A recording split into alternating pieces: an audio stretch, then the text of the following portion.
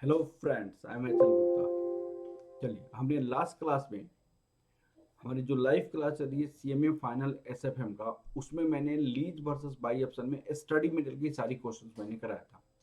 Study material की questions में हमने जितने भी क्वेश्चंस है उस सारे क्वेश्चंस का एक्सप्लेनेशन बहुत अच्छे से किया हुआ, उसका हैंडमेड सॉल्यूशन मैंने बनाया हुआ था ऑलरेडी, उसको मैंने एक्सप्लेन किया हुआ है।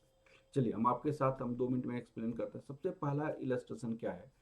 एक एसेट्स है जिसको 3 लाख में कंपनी ने बाई किया हुआ है, 12% इंटरेस्ट रेट है, और उसको पेमेंट कैसे 4 इक्वल इंस्टॉलमेंट में पेमेंट किया जा रहा है। तो इक्वल एनुअल इंस्टॉलमेंट पेमेंट किया जा रहा है और इसका 90,000 लीज रेंट है। तो बताइए कि दोनों में कौन सा बेटर ऑप्शन है। तो इसके लिए सबसे पहले डिस्काउंट रेट होता है। डिस्काउंट रेट के बाद हमारे पास लीज का इवेल्युएशन होता है, तो लीज में तो इतना खर्च हो गया। उसके बाद डेप्रिसिएशन पे इंटरेस्ट पे टैक्स की सेविंग होती है बैंक बोरिंग के केस में। तो हमने डेप्रिसिएशन निकाला, इनवॉल इंस्टॉलमेंट निकाला, इनवॉल इंस्टॉलमेंट इंटरेस्ट निकाला, इंटरेस्ट निकालने के बाद tax saving on depreciation interest निकाला, और ये टैक्स सेविंग इतना आ गया। तो बैंक बोरिंग में हमारे खर्च क्या हो गया, इनवॉल्व इंस्टॉलमेंट हो गया और उस पर ये टैक्स की सेविंग हो गया। तो ये मैंने कैलकुलेट किया, इनवॉल्व इंस्टॉलमेंट इतनी है और टैक्स सेविंग इतना, तो बैंक बोरिंग में खर्च इतना हो गया। तो दोनों में कंपेयर किया कि भाई लीज बेटर है कि बैंक बोरिंग बेटर है, तो दोनों में कंपेयर करने के बाद lease is a better option. एक तो पहला क्वेश्चन सही। ये अकाउंट्स का क्वेश्चन है, उसमें कोई आपका खास नहीं है एफएम से रिलेटेड। ये क्वेश्चन क्या है, पहला क्वेश्चन का ही पार्ट है। पहला क्वेश्चन में क्या होता है कि आपको कितना लीज रेंट दिया जाए जो बैंक ऑप्शन के लोन के बराबर हो, और दूसरा कितना लीज रेंट होनी चाहिए जो आपको लीज रेंट एक्सेप्ट करे।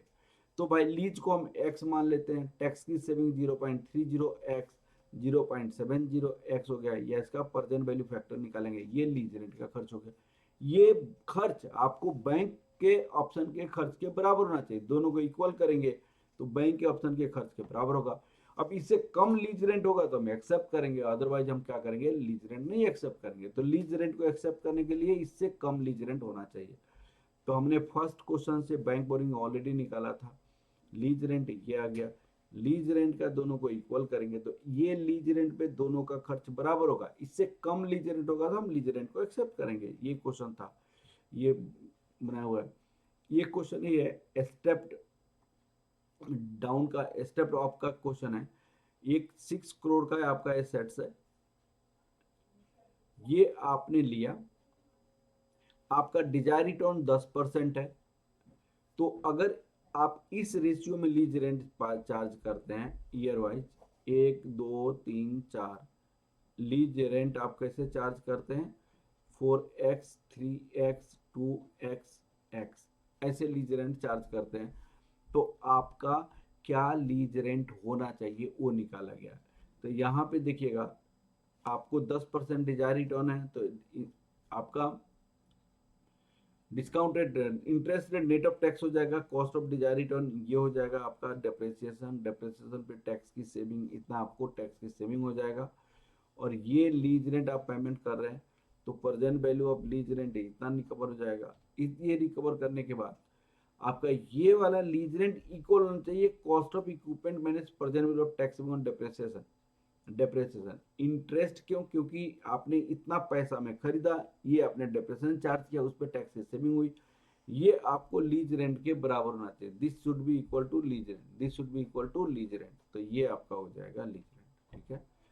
अब आपका यहाँ पे नेक्स्ट क्वेश्चन है कि आपने 20 करोड़ में एसेट्स खरीदा, इसका आपका डेप्ट और इक्विटी का रेशियो जो है 4:1 है। तो आपको कितना लीज रेंट लेना चाहिए ताकि जब जो आपने लोन लिया हुआ है उसका इंस्टॉलमेंट भी इक्वल पेमेंट कर लें, और साथ साथ आपका डिजायर रिटर्न 20% रिटर्न भी रिकवर हो जाए। हालांकि आपके 20 करोड़ यहाँ पे लिखा है, आपका क्वेश्चन में 40 करोड़ से ये क्वेश्चन को सॉल्व किया गया है। तो यहाँ पे 40 करोड़ से मैंने क्वेश्चन को सॉल्व करके बनाया हुआ है, ठीक है। अब इसमें आईआरआर किस रेट से लेसर कमाएगा वो क्वेश्चन है। आपको यहाँ पे क्वेश्चन का सोल्यूशन मैंने दिया हुआ है सारी क्वेश्चन को।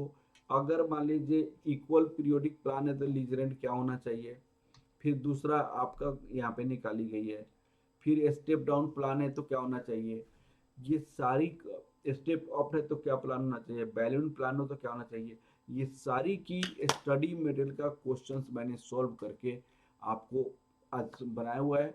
और ये पीडीएफ इसका मेरी ऐप पे है, प्लीज आप ऐप लोग ऐप डाउनलोड कर लीजिए, पीडीएफ आपसे स्टडी कर सकते हो, कोई डाउट हो तो मुझसे पूछ सकते हैं। Okay, thank you class, thank you very much.